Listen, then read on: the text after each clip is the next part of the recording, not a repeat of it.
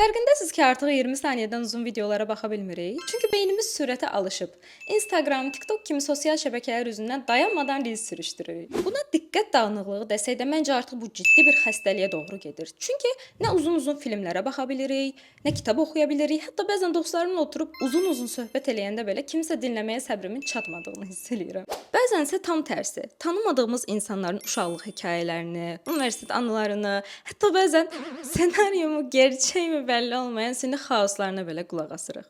Mən isə sosial mediada keçirdiyimiz bu vaxtı daha faydalı və verimli eləməyə çalışacağam. Birlikdə əylənərək maraqlı faktları öyrənəcəyik. İnsan psixologiyası, coğrafiya, tarix, media, musiqi, filmlər, heyvanlar aləmi, bəzən kriminal hadisələr, müxtəlif kateqoriyalardan videolar gələcək. Əgər siz də mənim kimi araşdırmağı sevirsinizsə, bəzən bir dəqiqə belə insanın düşüncəsini, düşüncə tərzini dəyişdirə bilir.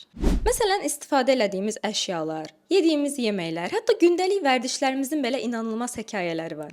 Sevərək dinlədiyimiz bir mahnının nə məqsədlə yazıldığını, izlədiyimiz bir filmdəki bir səhnənin gizli bir mesaj daşıdığını bilmirik. Məsələn, tarix. Məncə bizə məktəbdə öyrətiləndən daha maraqlıdır. Ya da ətrafımızdakı təbiət sirlərlə doludur.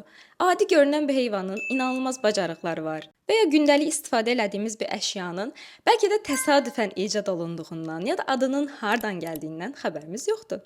Yəni qısacası, məncə içində olduğumuz bu dünya insanların sosial mediada qurduğu saxta həyatlardan daha maraqlıdır. Və ən əsası da gerçəkdir. Mən Günel, bu səhifədə bu dünyanı bir yerdə kəşf eləmək və sosial medianı daha dəyərli eləmək üçündür.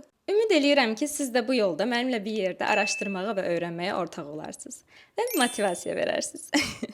Ən əsası da budur çünki. İkinci bölümdə görüşərik.